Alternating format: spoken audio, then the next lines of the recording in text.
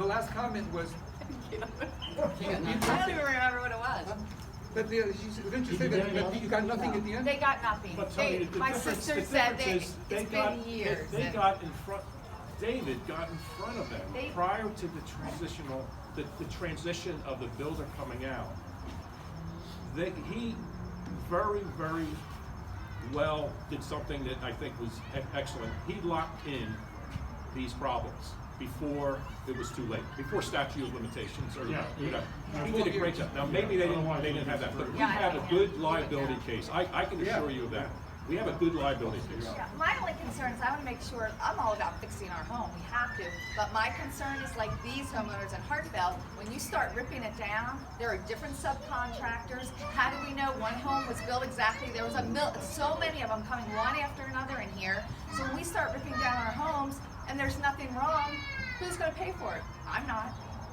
So that's what we need to ask. That's all. That's a question. Couple things. One, I totally agree with United Front. We really have to be because we are in a homeowners association. Well, not me because it's my friend Randy, but I do believe, that we need a little more information. And if they had provided it before they sent the bills and said, okay, well, here's again this report that you have on the damage situation, and here's one of the detailed estimates that shows how they came up with these dollars. They'll have labor and they'll have materials, and there should be that detailed enough of information. If I was doing this to my own house, I would expect that, and I expect that we would do it for this too.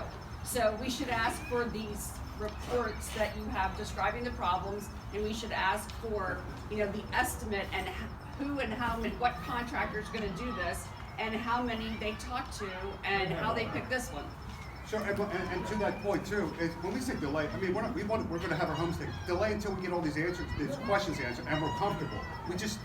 Rick, suggestions, are we legally allowed to ask for one of us, actual homeowners, to attend every board meeting, not as a voting person, but to be sure that some of these points are given to the board members? Frankly, I'm not sure these people have experience. Hi guys, I'm David Lazarus. My wife and I moved here about a year ago.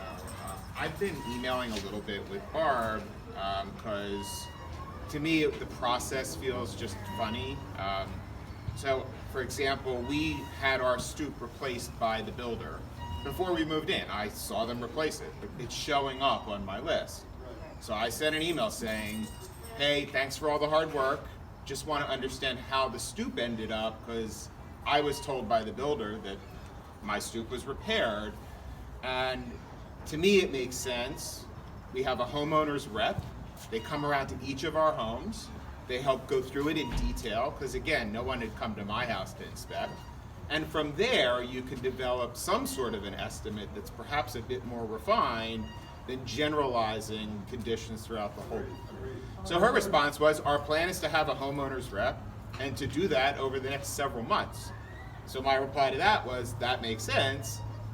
Then you come up with a number that seems to have some type of a basis, because that's what we're all reacting to. I knew about the litigation when I bought my home.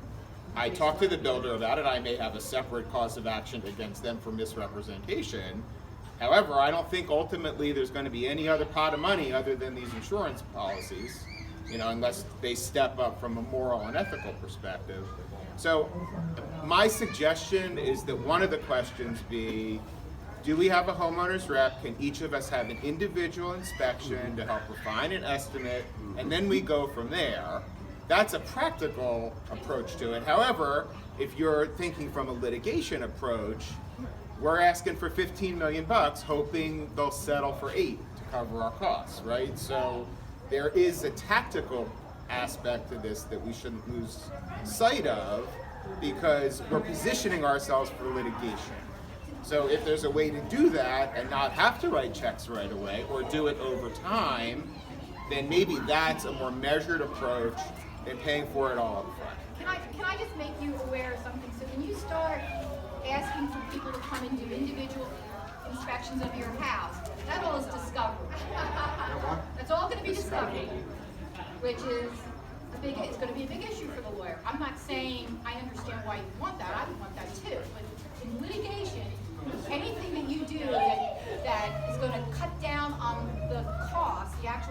what we think it's gonna cost. It's gonna be discovery. Right. So that's gonna be, can I finish? So that's gonna be a real issue for lawyers. What I'm gonna suggest to you, Rick, is that with all these questions here, maybe you designate different people to handle different, so we're not in a chaos situation on the 20th. And that certain people, you know, deal with individual issues from the group here, so we have a little bit more of a cohesive meeting. So let's do that, right, because that's really the best thing that we could do, because Do we have a